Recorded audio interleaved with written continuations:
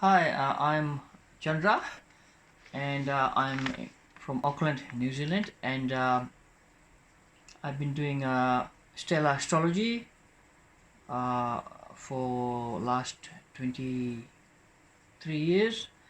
I like to specialize in astronumerology, which relates to horse racing numbers. Yeah, I have various methods to predict numbers. You can predict numbers from 1 to 40, or you can predict numbers from any numbers. You can predict numbers from 19, or you can predict numbers as low as 8, or even 7. So there are various methods to predict. This is the KP chart with subloads and star load. But what I want to discuss is when we take out the significators, we say the planet occupants, who is in the planet occupants constellation. So for example, in this horoscope chart, we have second house Jupiter. So Jupiter's constellation is occupied by Mars. And then the sign lord is Moon.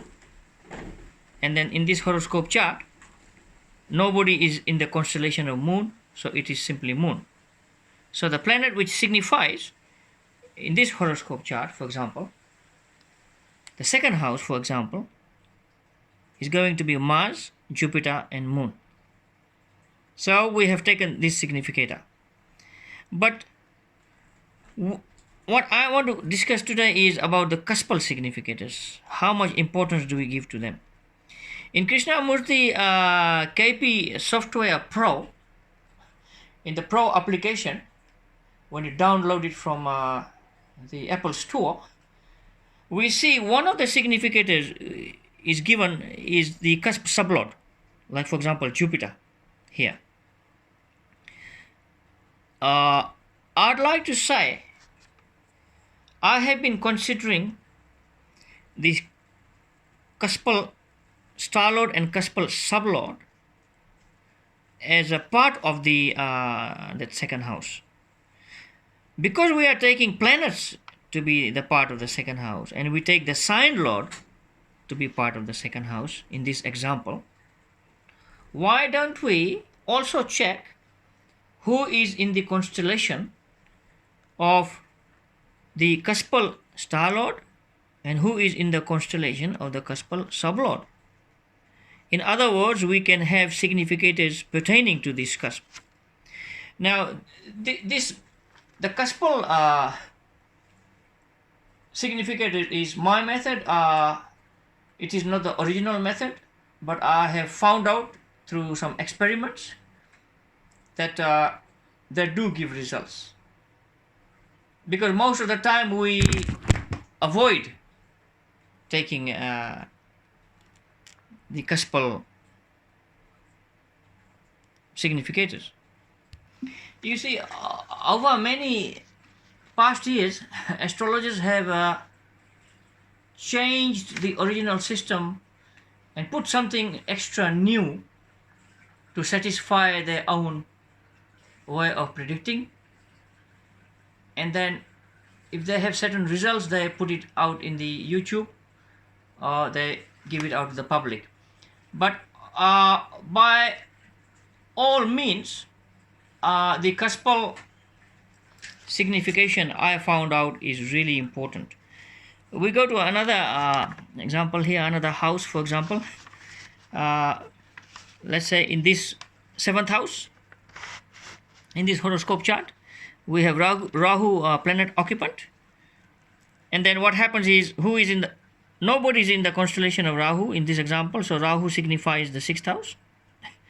Now the sixth house cusp falls in Scorpio, and then we have to see who is in the constellation of Mars, ruler of Scorpio, and in this example we find out Saturn. And then finally the constellation cuspal sign lord is here, Mars. Scorpio owned by Mars. So all in all, in this particular sixth house, we have significators as Rahu, as a Saturn, who is in the constellation of Rahu, and then nobody is in the constellation of Mars. So the Scorpio is ruled by Mars, so Mars significators. I went further to check. We have cuspal line here, and that cusp is Mercury constellation, and then that cusp here again is Jupiter sublord. So what I did was I saw who was the planet in Mercury constellation, and I found out planet Mercury is also in the Mercury constellation. So that becomes a significator. And then who was in Jupiter constellation? Mars was in Jupiter constellation, so we have Mars, Mercury, and then we also take Mercury as a less powerful significators than these, and then Jupiter. So Krishnamurti in his application only says that cuspal sublord is the significator, only that. But why don't we go one step further and find out in detail that who is also occupying the cuspal line, constellations star, and also the sublord star. You see what I'm saying? That plays part of to how tells you to predict, and you will find out that prediction is more fruitful. I'm not changing any rules. I'm not telling you to this is the rule, but I have found out, and for the benefit of all astrologers and the public, this is, you can do experiments on this and see what happens, so you don't have to struggle looking for any extra significators. And obviously, as you know, the 12th house and 8th house, if it is heavily signified by a particular house you're working on, then they don't give results. It took me a while to understand that, but it is true.